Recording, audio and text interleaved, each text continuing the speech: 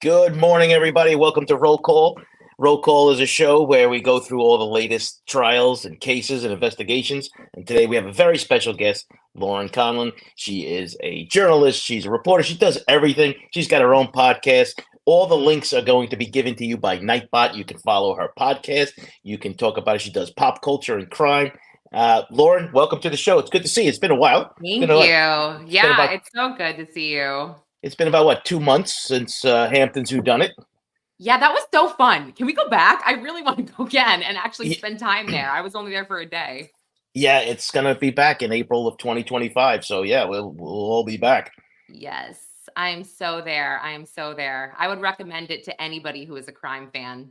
Or that Yeah, sounds no, weird. A crime fan, I don't, how do you say that yeah. without Well, sounding it's insensitive? really like a community they're building out there. It's actually kind of nice when Yeah. you're in the middle of the Hamptons too. If you have never been out to the Hamptons, it's good. Yeah. So we have a Yeah. lot of stuff to cover today. A lot of contentious Oh, stuff. yeah. Mm-hmm. I figured most people are here to hear the Karen Reed stuff, but I would definitely want to get into Karen Swift, and we Okay. definitely want to catch up on the P Diddy thing. So Yep.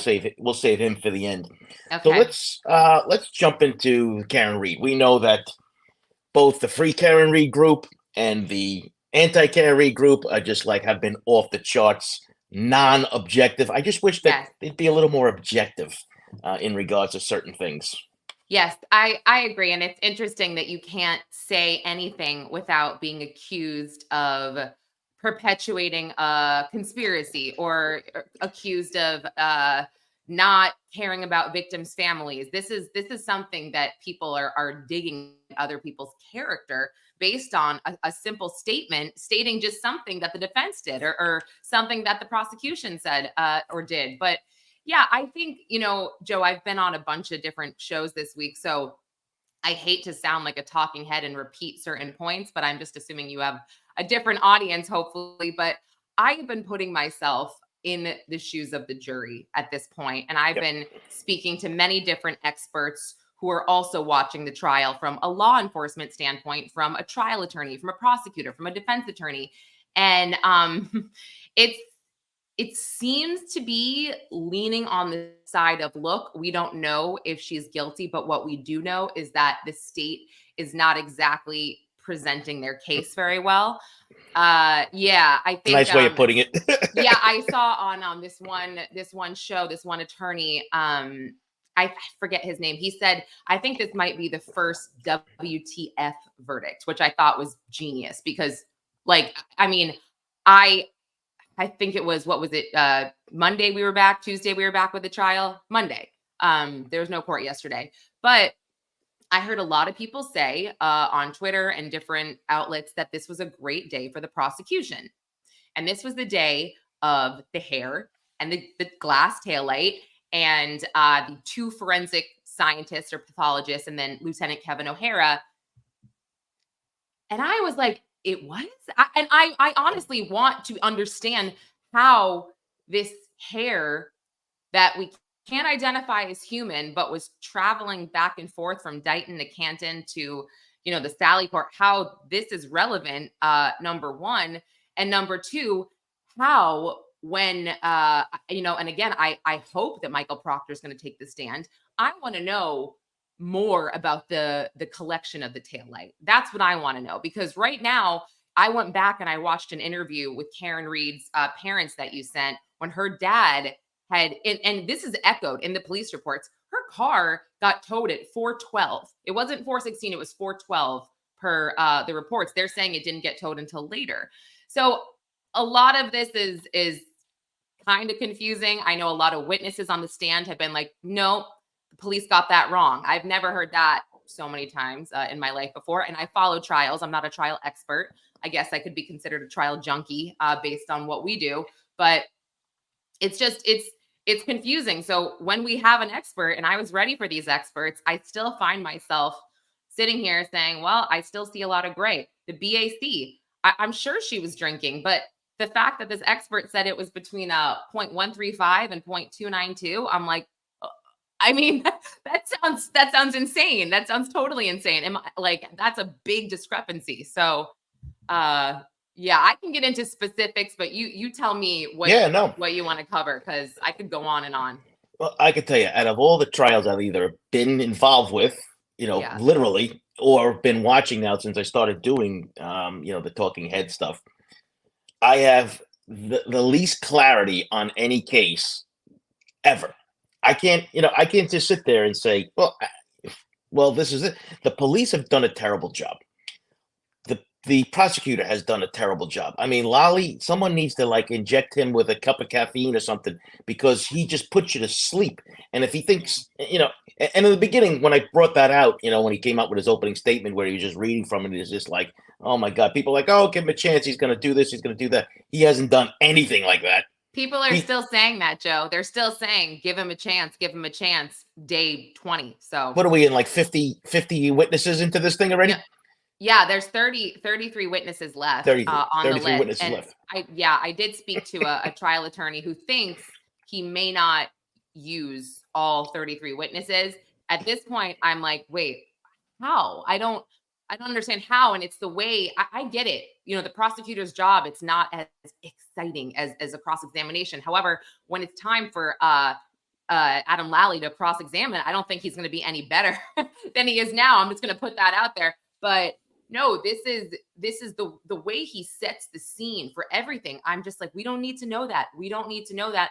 I also don't ever know exactly what he's going for when he's trying to get this out of the experts. When they showed John's sweatshirt, for example, I couldn't tell if he's trying to hint that all these marks, because they started to go through the marks. Is he trying to tell us that it's from a taillight, from an SUV itself? Is he trying to tell us it's from a glass? I have no clue what he's going for because he doesn't make that very clear.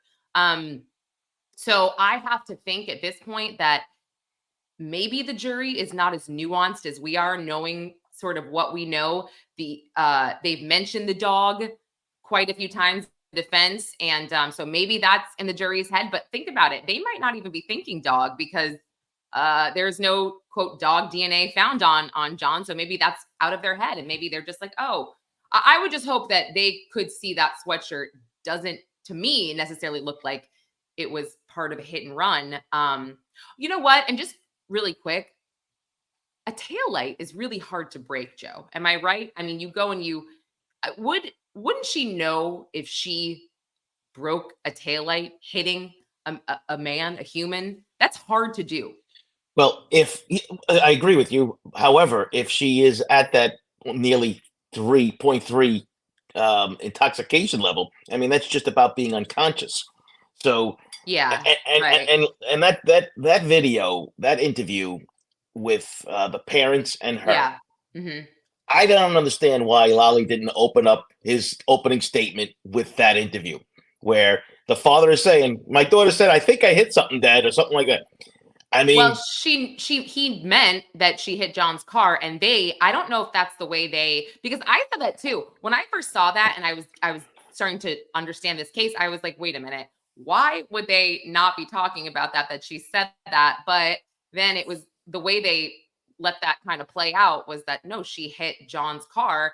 I mean, again, it did look like the cars made contact, but I yeah, go back to like, wouldn't you know if you hit your taillight? And again, she could have been panicking at this point. She could have yeah. been just all over the place. And something I'll say is that John O'Keefe seemed like a really responsible guy. I went back and forth thinking like, well, if I get in a fight with my husband and I say some nasty stuff to him, am I going to be that concerned if did I just freeze? Sorry for you. That's I just okay. froze. Okay. I just froze You can still myself. hear you. You can Okay, still hear you. cool. So I was just thinking, like, I would maybe not panic so much if my husband didn't necessarily come home because I said all this horrible stuff to him.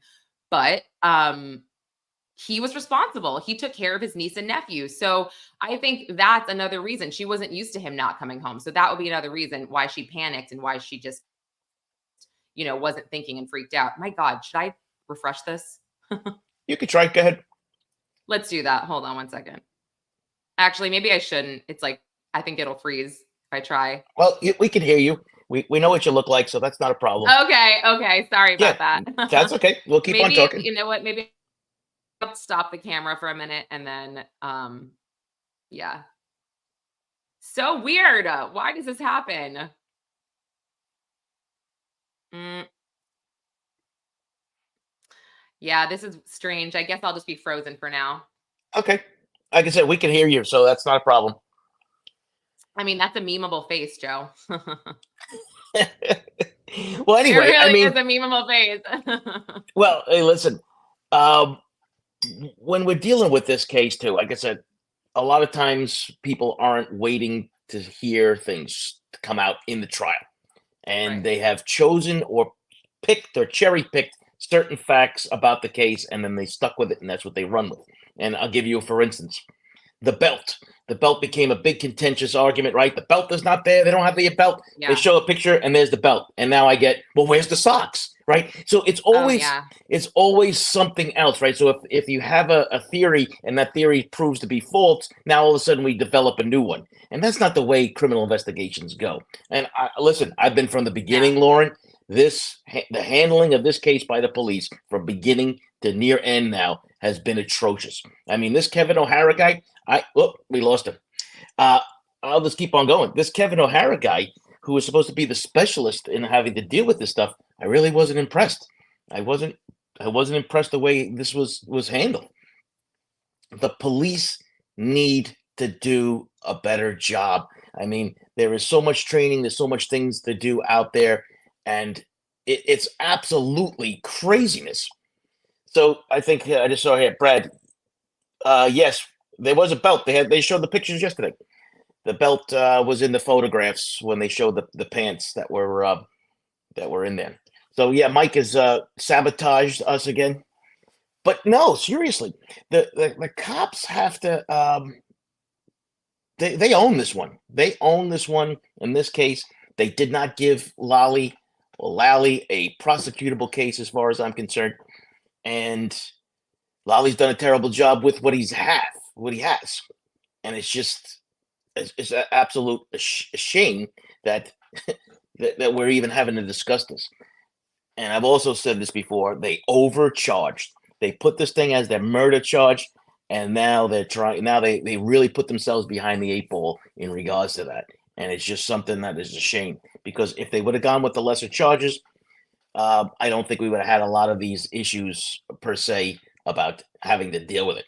So, you know, we could go on and on about the cops in this thing, and rightly so. This entire department needs to be retrained. The the chief, as far as I'm concerned, I know I forgot her name, but you know what? There's going to be fallout. I wouldn't be a bit surprised if she retires or is asked to leave after this whole thing, because the Canton Police Department has gotten such a terrible reputation that I don't think you're ever going to recover from it. And apparently, from what people tell us online, that this reputation has been going on for a long time. And the issue that comes down to is what what is going to do. So yeah, I'm going to send Lauren another link. Just hang on, guys, 1 second.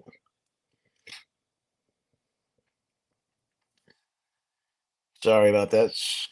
Let's do invite. We're going to try a different route.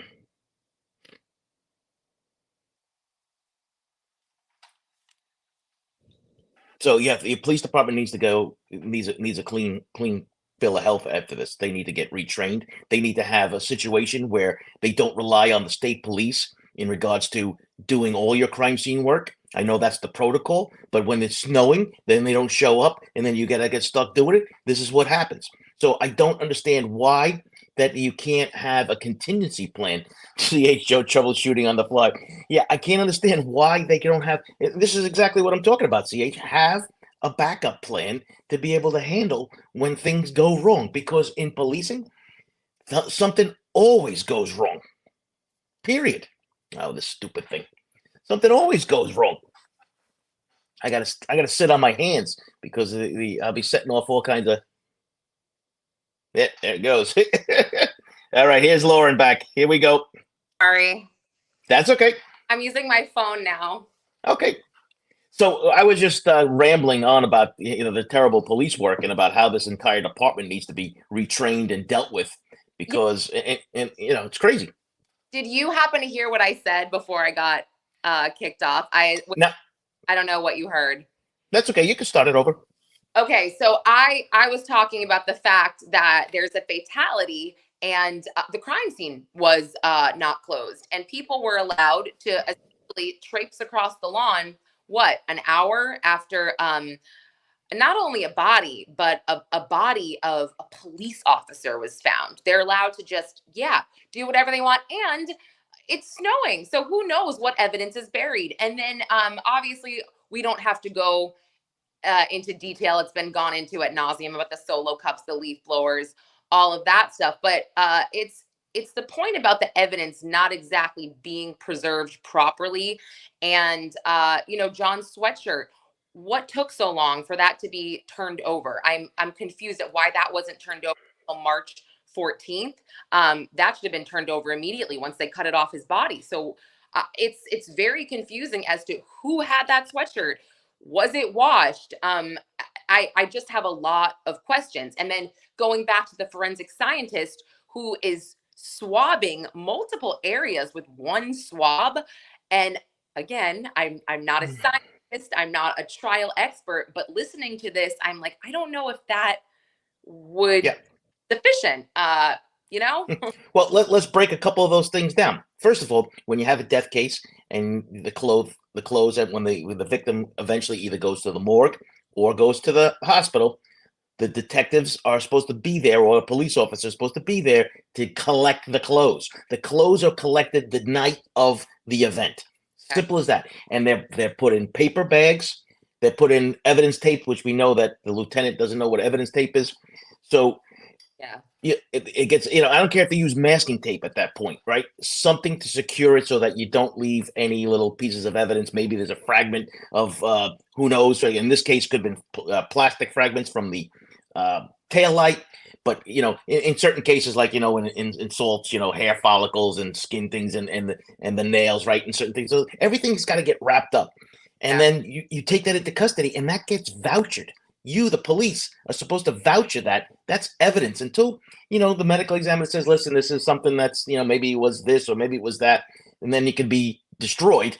But until then, there is a protocol on how to deal with this. And when these simple things don't happen, Lauren, it I always tell people, if I had hair, I'd pull it out of my head, because it's just like and we're not talking Stop and Shop bags either, for crying out loud.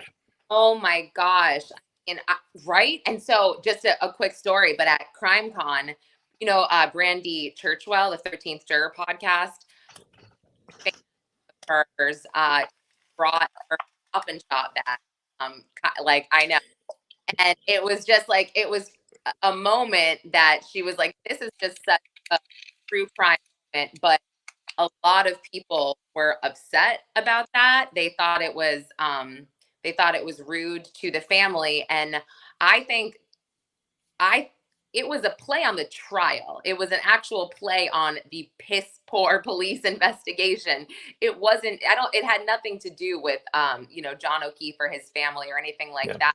And so I just, I think also when it comes to this case, people are very they've got eagle eyes on to spot anything that might not fit what they deem to be appropriate. And in this case, the Stop and Shop bag, that's just a joke. It's a literal joke, because what if this was anyone in your family? Would you be okay with police using that for an investigation into to something mysterious that happened to your brother or your sister? I might be, yeah, like, nope, that is a Yeah. joke. That's crazy.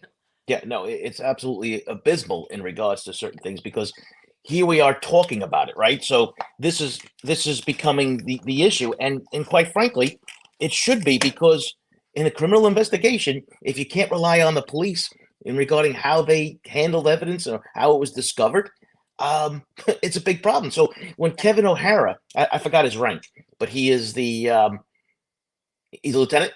Mhm. Okay, so he's a lieutenant. So Lieutenant Kevin O'Hara is charge of this, like, after search party, so to speak. But they don't secure the crime scene. There's nobody watching. There should have been a police car at the scene, parked right there. I know it's snowing out and it's cold, and you don't have to be standing outside, but make sure that nobody is walking or looking or doing anything. Mhm. Yeah. Yeah, I know. It's like, again, I just don't quite understand it.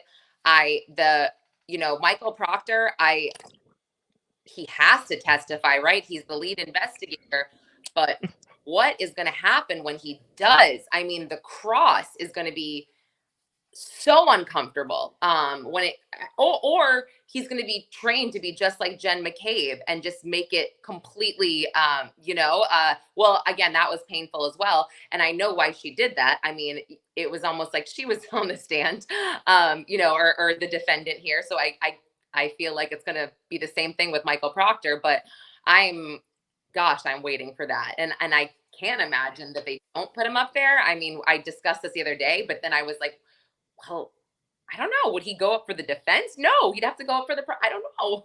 Well, here's my theory, and I kind of got the answer for it today. I don't know if I know you were running around, and I sent out a tweet right before we went on the show. I asked a couple of lawyers a specific question. I'm no lawyer, but I do know from experience. If I said, so my question was basically, if the prosecution refuses to call Proctor, which I have never, ever seen in a criminal investigation where the lead investigator is not on the stand. I've never seen it. I'm sure it's happened before. I don't know. This should be a textbook written about this, but the issue that comes down to, I've never seen it. That being said, however, if the prosecution refuses to call him, and I think that's what's going to happen, I think they're going to refuse to call him. The defense will, but here's the problem for that, and I got confirmed from the real lawyers of the world. They can't ask leading questions because they are now the direct. Right. So that's the strategy.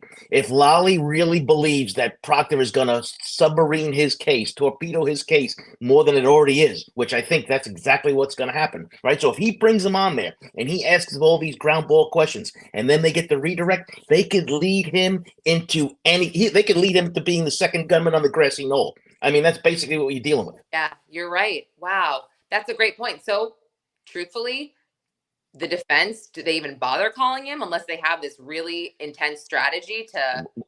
Well, here's what they do then.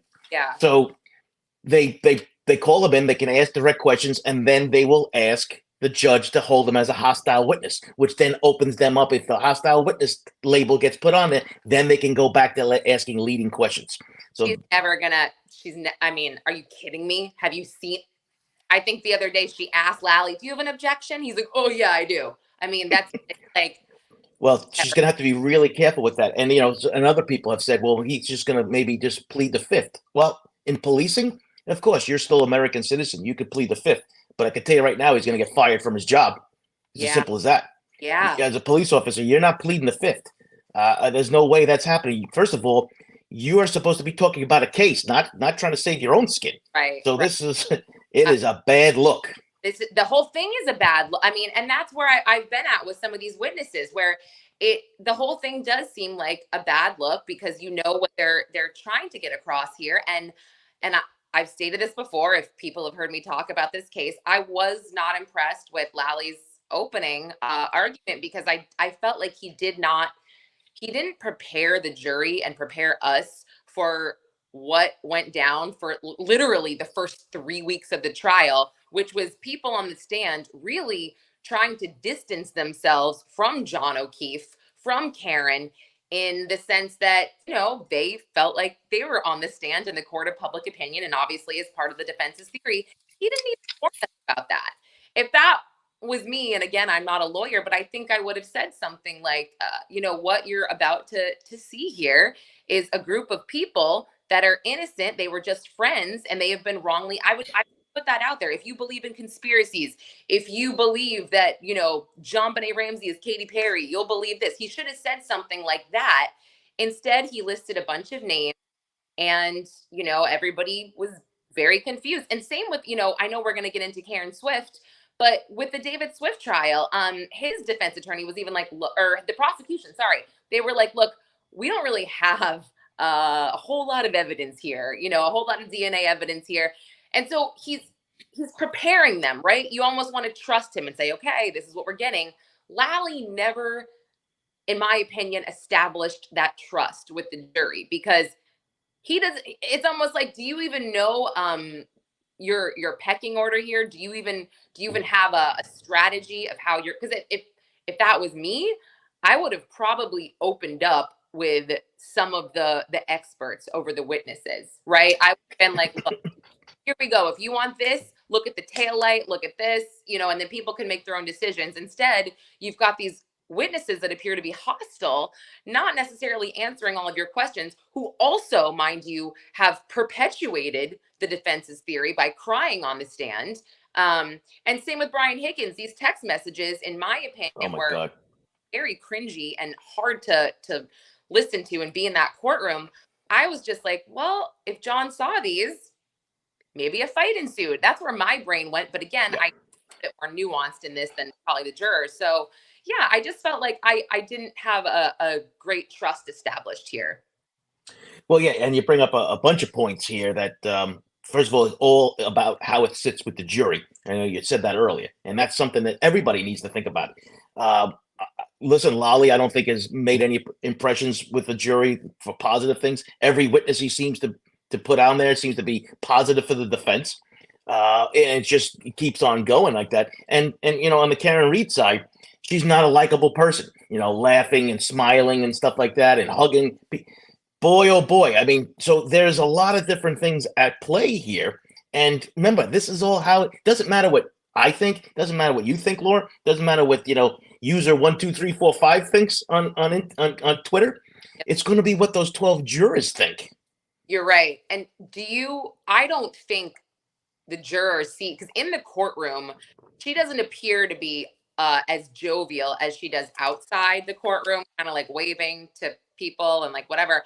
I do tend to see her more reserved in the courtroom, although I do see a few whispers and laughs and whatever. And yeah, that's definitely not the best look. I think I said this the other day about Hannah Gutierrez Reed on the stand for Rust. I was like, she's the most insufferable defendant. She could at least, act like she's sorry. And with Karen, I think you see pure rage. I think you see anger. I think you see her give death stares to some of these witnesses because of what she feels they did to her. And the only time, Joe, I saw her look a little bit hurt and maybe surprised was when Jennifer McCabe shared what Carrie Roberts said about her being a babysitter with benefits. They did whatever live stream I was watching, they panned over to her, and I was like, I don't think she knew that. I don't think she realized that. So yeah. That girl says, "Good morning. Thank you for that super sick. Good morning. I don't like the way they address John. They do not address John as an officer. This is also crazy. Thank you. Yes, and it seems to get lost in the fact that you have this man who is dead, and it's just like everybody is like kind of glossing over that fact, and it's just, and even a lot of the media things and some of the things that I said it on Court TV. I'm like, we have to remember that there's a man that died here, and we need to be able to get some justice for him, because he can't talk to us from the grave, and that's why the police have to do the job, the medical examiner. And Lauren, what you said before, first of all, I come from the school where if I was running a case, and of course I'm not a lawyer, I keep on telling people that because I want to get people the wrong impression. But if I have bad news in my case, I'm getting it out front, because by 30, 40 days into it, it's all forgotten. I know. You're absolutely right. You're absolutely right. I mean, yeah, I don't, at this point, I'm utterly confused. Again, because we just haven't seen anything that's just black and white. She did it or she didn't. And so I'm sitting here like, the most simple explanation would be, yeah, she hit him. That would be so simple. And she drove off and didn't know. However, I'm just having a hard time with that. Nobody saw his body outside. And then in terms of like some of the text messages that we've seen, the guy never entered the house exactly. All of the coincidences here with the butt dials. And I'm sorry, I have to say it. It could mean nothing, that selling the house and selling the dog. Sure, it could be nothing. Could it be nothing that, Brian Higgins and Brian Albert got new phones, and not only got new phones, but like destroyed them? I don't, like, my kids will play with my phone. I don't, it's like, I'm not going to destroy my phone. That seems excessive. So yes, could this all be coincidental? Sure, maybe.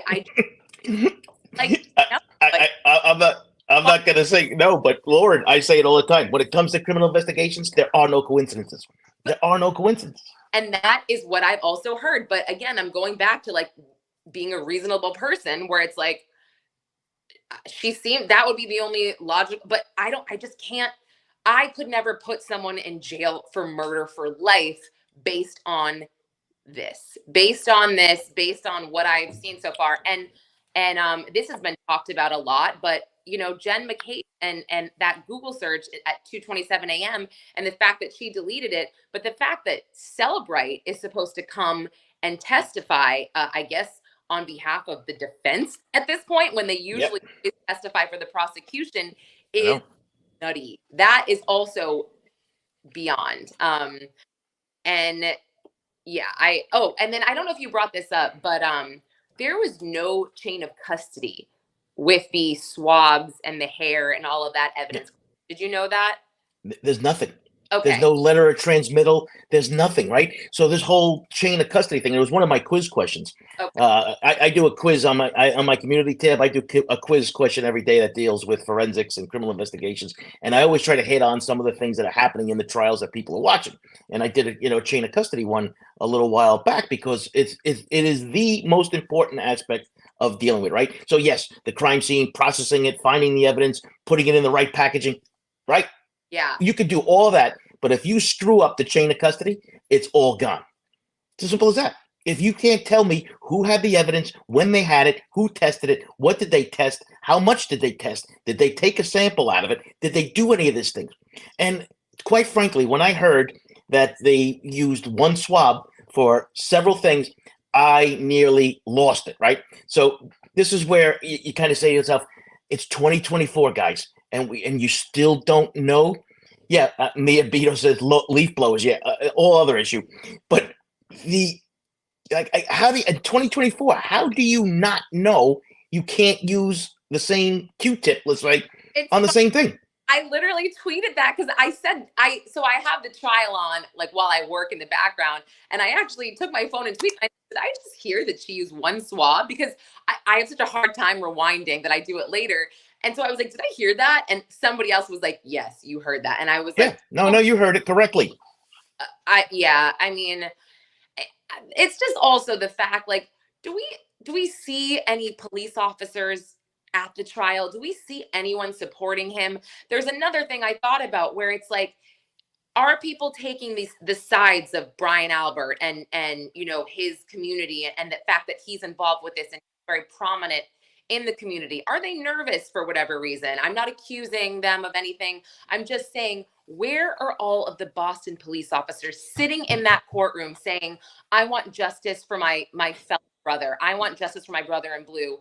That pisses me off and that upsets me for him because as much as I talk about botched police investigations on my show and things that I cover, I am pro police, and if I get in trouble, I'm not going to call a crackhead, as John Kennedy would say. But Well, here's the deal, Lauren. It's not when you're calling out bad police work, it's not, or corruption or something like that. It happens. That's not being anti-police. It's not. I listen. I used to do this for a living, so I get it.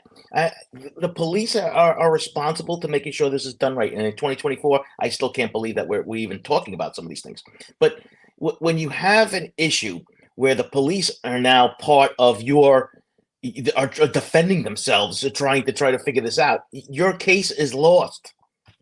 yep, no, you're right. The police are defending themselves, and something that I'll never forget either is like the police.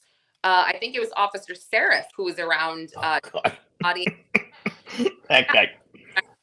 And he never heard anything. He never paid attention to anything. He was right. It's so strange that and I had a lawyer on my show the other day. He brought this up and it was really interesting. He just said, well, why is it that Karen seems to be asking the whole time, did I hit him? Could I have hit him? Could I have hit him? She's hysterical. We all know she's hysterical because the witnesses have made us, they really drum that in. Karen was hysterical. And then all of a sudden she sees Katie McLaughlin, this EMT. And after saying, I hit him, I hit him, I hit him. Oh, did I hit him? Did I hit him? She looks at her and she's like, I hit him, I hit him, I hit him. And that's her admission.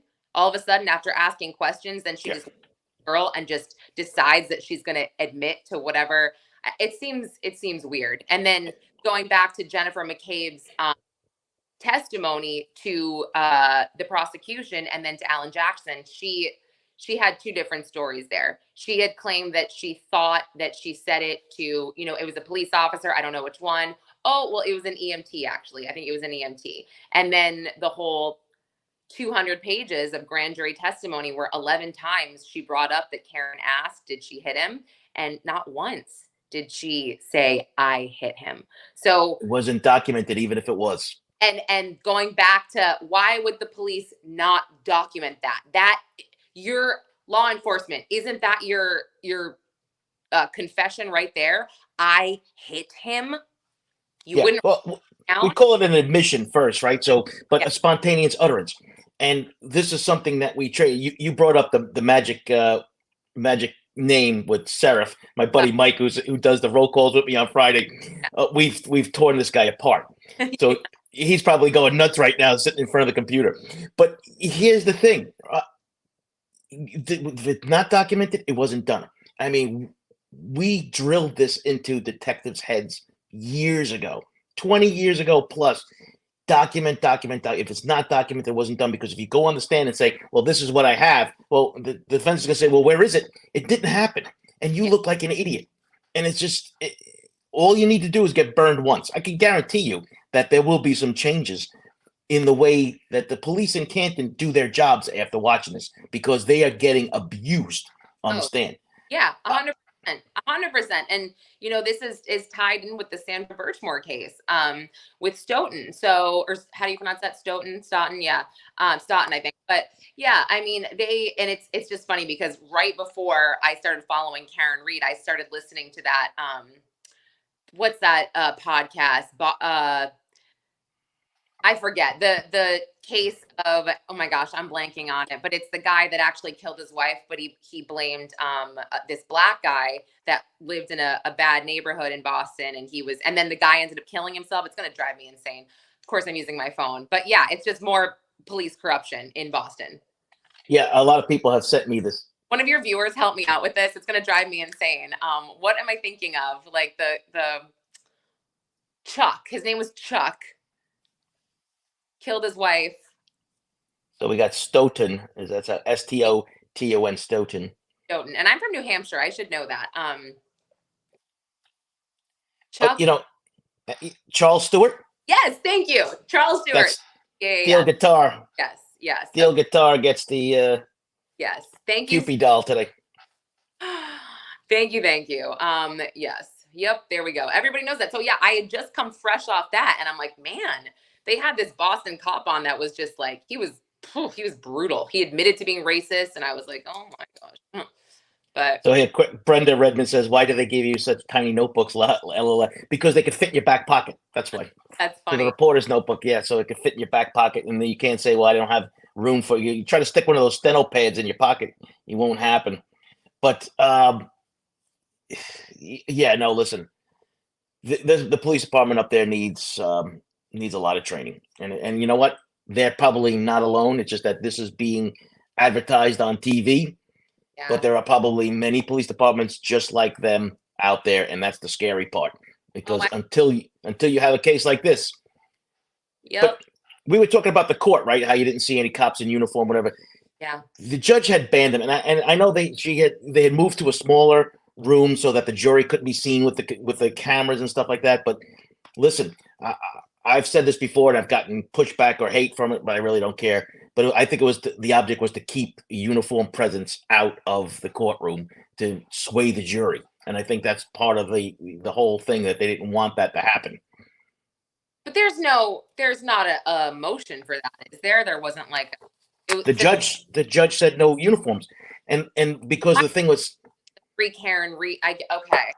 Yeah. So what happened was, and the reason why I had even brought this up, because Seraph was a patrol officer, a uniformed cop. He wore a suit, and I said that he should have been wearing a blue uniform or whatever color they wear, because it makes it look like he's part of the detective team. And I think that was a bad look, because he didn't know just about anything. Right. Oh, I didn't. put that together. Okay, the buffer zone and okay, got it. Yeah, so people give me pushback on that, but understandable. The reason why they went for the smaller room, the defense had asked for it, but I think the defense was thinking of all these cops in the room, and also too. Then the other room, you could see the jury from the camera. So the camera thing was the big deal out of this whole thing. I get it, but there are other things at play, and there isn't always one answer for everything about why something was done a certain way.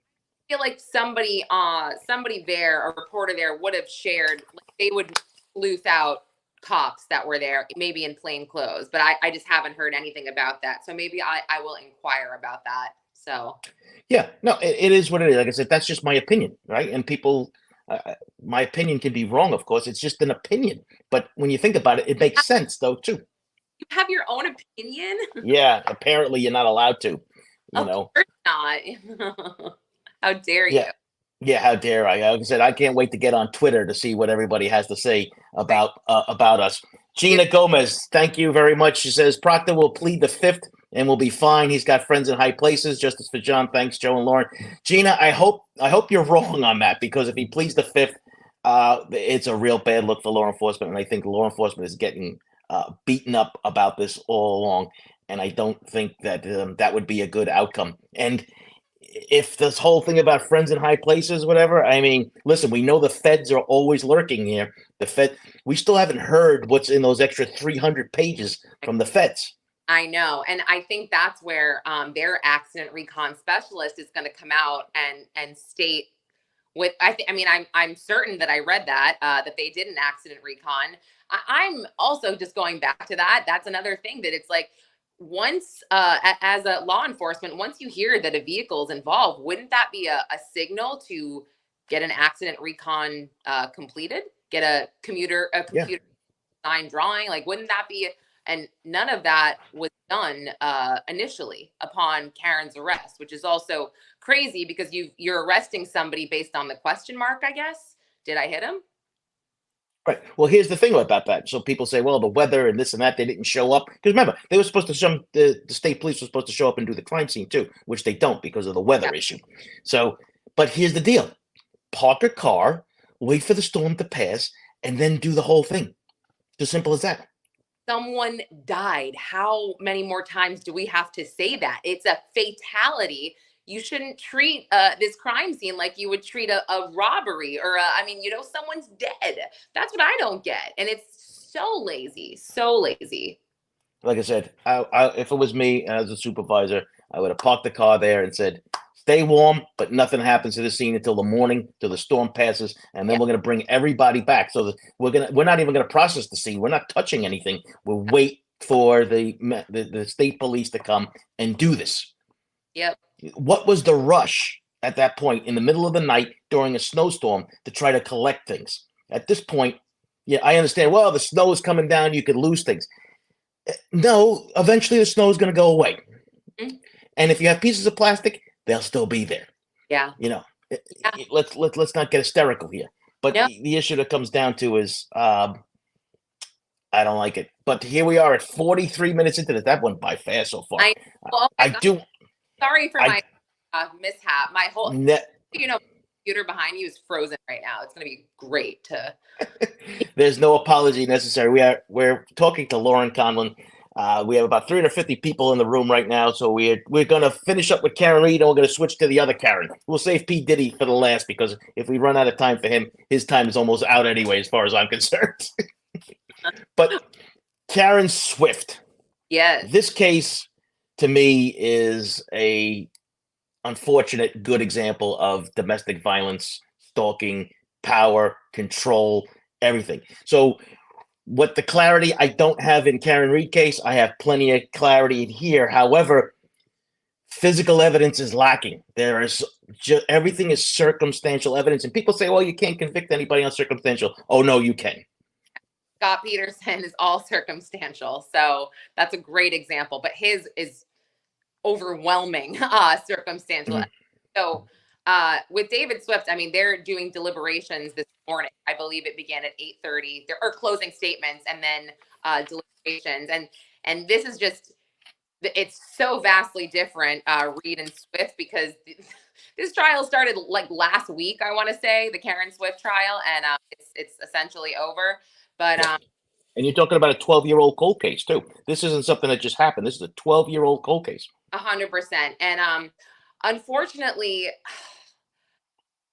I the simplest answer here is David probably most likely had something to do with it. And my issue is, again, I don't think the state proved its case, unfortunately. I don't see anyone else with a motive. They did speak about this one guy, Daryl Sells. I don't know if you heard about that, hovering around near where she was found with a metal detector, but her son did not tell police this until a little while later. And they're like, well, why don't you tell us? And he's like, well, I didn't think about it.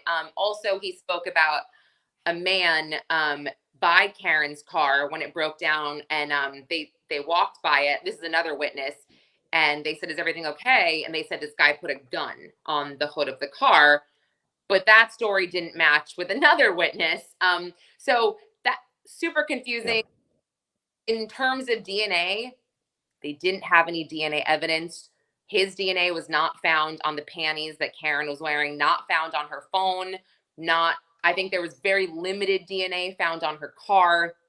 And the defense's theory here as to why David did not do this is because he was hurt and on crutches. So how could he have drug his wife out of bed into the garage, beat her, and then, drag her to this remote cemetery location and whatever. But I think what I don't want to say the most damning to the state's case was possibly the children testifying. It was very clear they loved their father. Their father's been, their sole caretaker since 2011 when their mom passed away. And what the state had said was that Karen, and if people aren't familiar, Karen was at a party. She got a call from her daughter who was 9 at a sleepover. Her daughter wanted to come home. She left, and she was at her friend's house at the Bill and Kathy Bonus house. You hear a lot throughout this trial. She was there. She leaves their house 1 a.m. or so. She goes to pick up Ashley, brings Ashley home. Karen's cell phone pinged at the house. The last pings, this is per the state, were between 2:08 a.m. and 4:38 a.m. So Karen and Ashley allegedly fall asleep together in Karen's bed and David's bed, I believe. Or no, sorry. Yeah, David's upstairs. Same bed. It was just Karen. I think David slept in the room or on the couch. And the state says that David carried Ashley into her own room. Now, Ashley gets on the stand and says, no, it was my mom that carried me. And they're like, well, how do you know you were sleeping? And she's like, I just know. I can just feel that. And then they said, well, did you hear anything, any kind of struggle? And she said, no. And that was a huge question for me during opening statements. They've got this theory that he did it in the garage. I mean, I looked up the house. The house looked big enough where you most likely would be able to, or I say small enough where you most likely would be able to hear a struggle like that, especially since Karen's skull was so fractured, like part of her brain broke in half. I don't know the medical term, but it's horrible.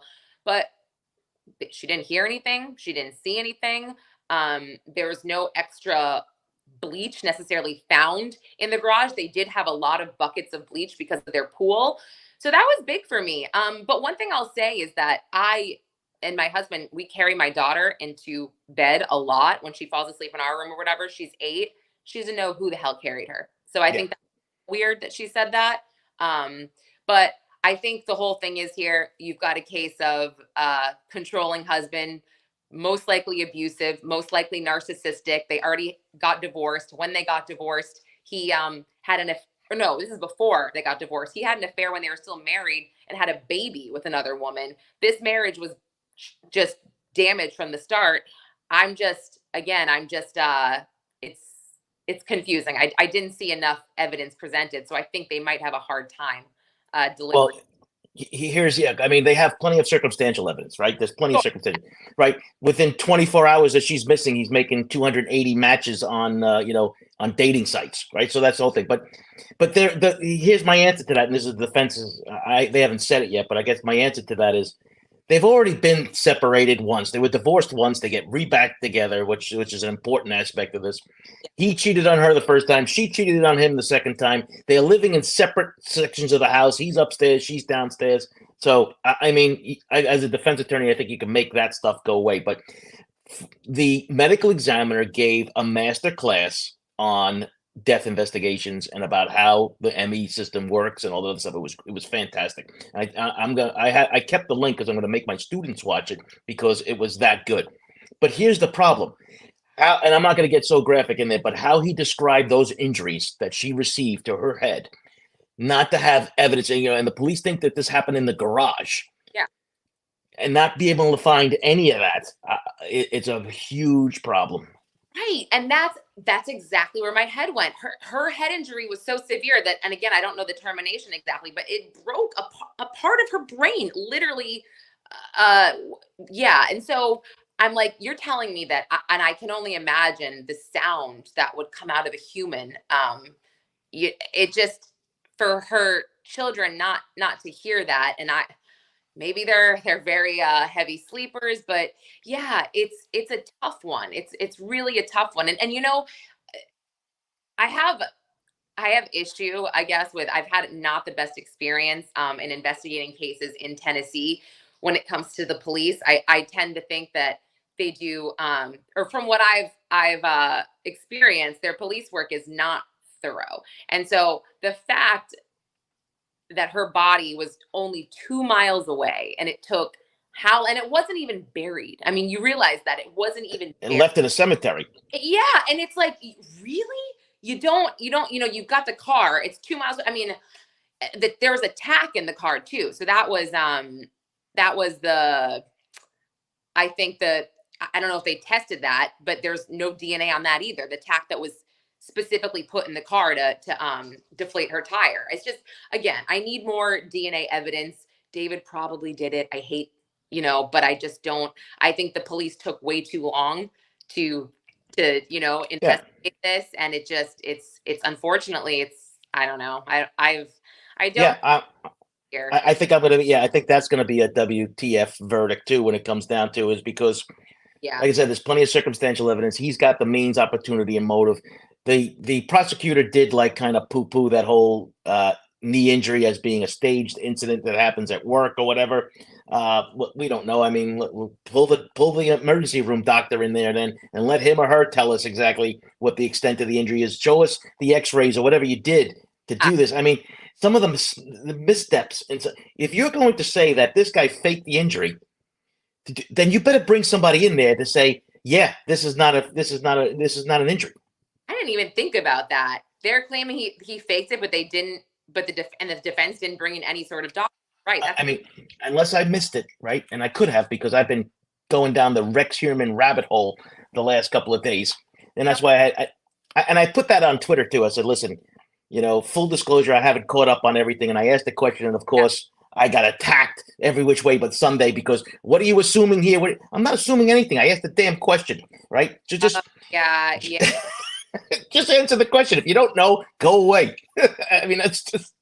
I stopped paying attention. I DM'd you because I was like, I don't know. Like, these people love to pull out one sentence that you say, take it totally out of context, not realizing, I guess, that we cover a lot of cases. We do our best, and we try to get our points, and the points we're trying to make. And if we misspeak minor details along the way, that happens sometimes. So it does happen, but also too, I mean, if usually when I say, and when I put out my opinion, I say, this is my opinion. Exactly. Don't, I listen, I'm all for people to say, okay, but I don't agree with you, right? Too. I mean, it's pretty easy. But like I said, maybe Lauren, you could double check me, but they did not discount the fake injury claim. Because I don't think they did either.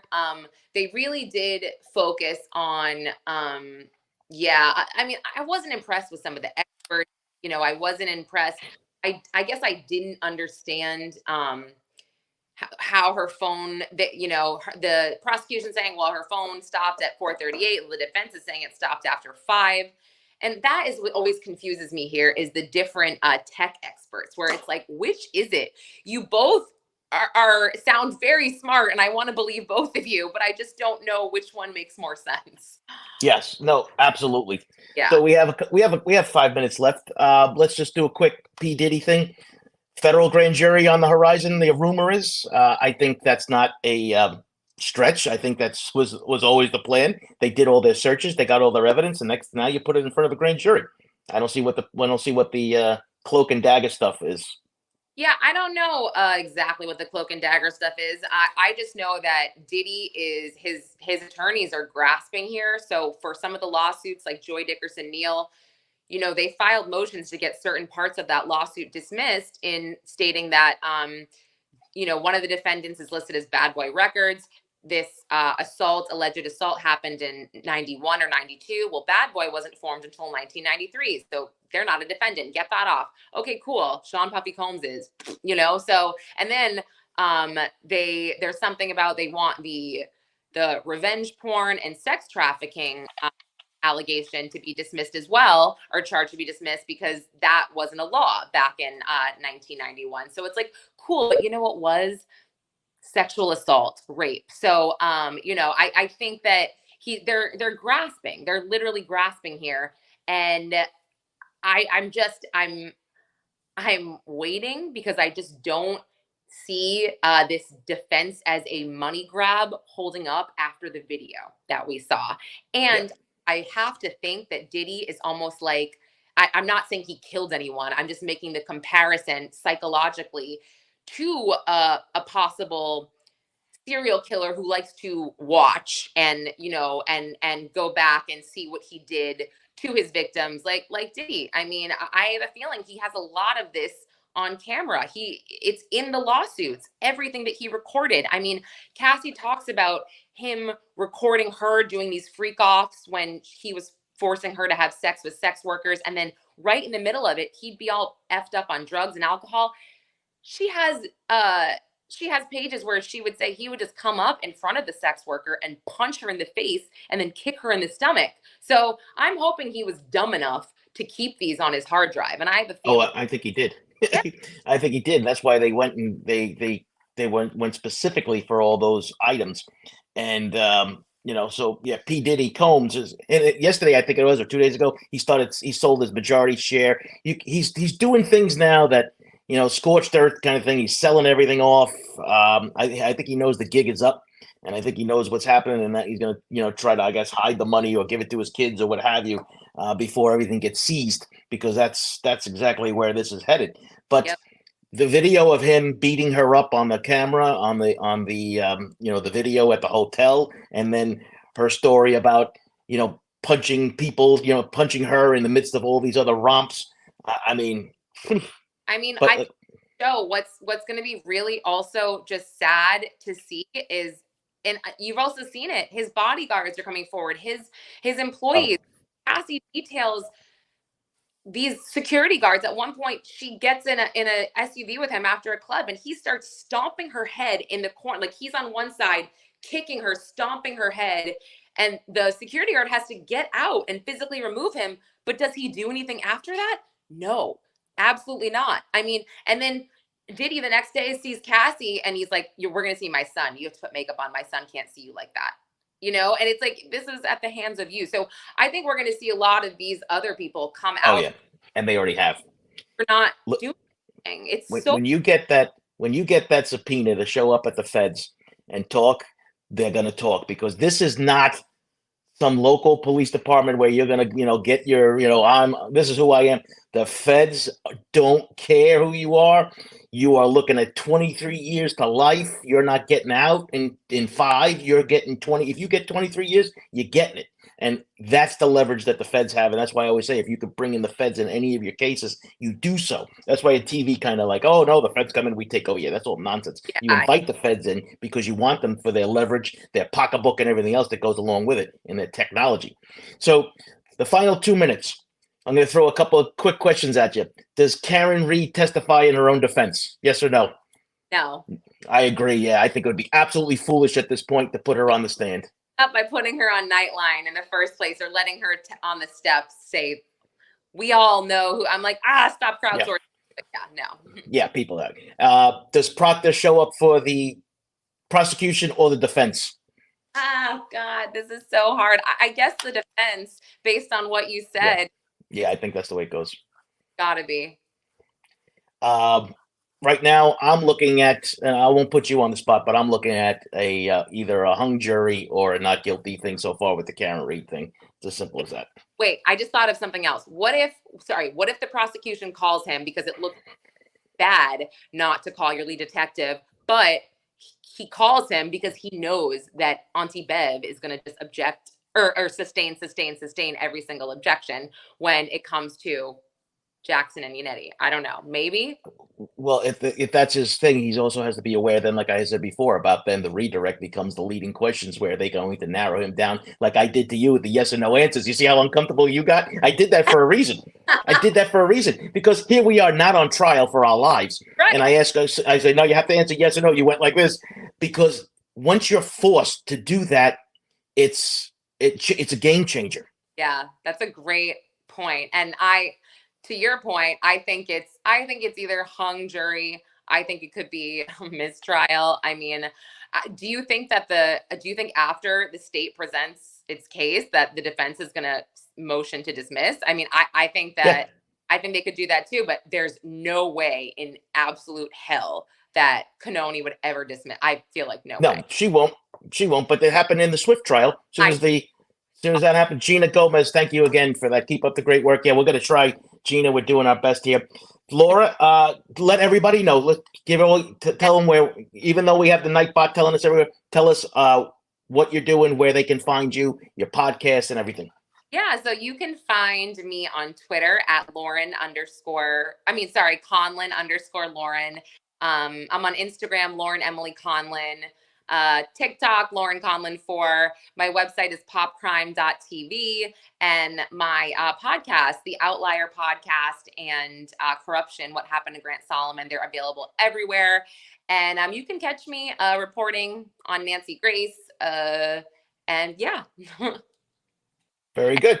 Commenting on on all of these cases. Right. We see you on Court TV and Lauren Crime. You're on some of those channels too? I've been on Law and Crime. I go on News Nation and Fox. I've actually never been on Court TV before. So that. Oh, maybe we can change that. I think. Terry here, Joe. So. Yeah, I think we can change that if you're interested in doing that. But Hope 8 Fear gifted a membership. Thank you very much, Hope 8 Fear. She's been a big channel supporter. I really appreciate that. So, Lauren, it's been a pleasure. A lot of fun. Hopefully, we can get you back on again. Morning person, so this worked out for me. Okay, great. So just for a program note, this Friday, Mike will be back for roll call. He's everyone's favorite retired detective. He always wreaks havoc in there. He's the reason why your computer probably jammed out. But just on another note, tomorrow is going to be a big day allegedly on Long Island. So they're going to be adding at least, I'm thinking there could be as many as 3. I'm hearing victims added to Rex Sherman's docket tomorrow. At least 1, but I'm hearing as many as 3. So we're going to be watching that carefully. And if it's in the morning, I'm going to be live streaming it. If it's in the afternoon, my wife has taken me somewhere that I have to go to, and there's no way I'm getting out of that. So it better be in the morning, because if not, this husband is going to be dragged by his ear to doing all that stuff. But it is what it is. But so stay tuned tomorrow. Like I said, I got some guests lined up that you will know if they get in there. So, but Lauren, thank you very much. You guys have a great day. Lauren, you hang out 1 second. We're going to end this live. All right, everybody, enjoy your day. We'll see you soon. Bye now.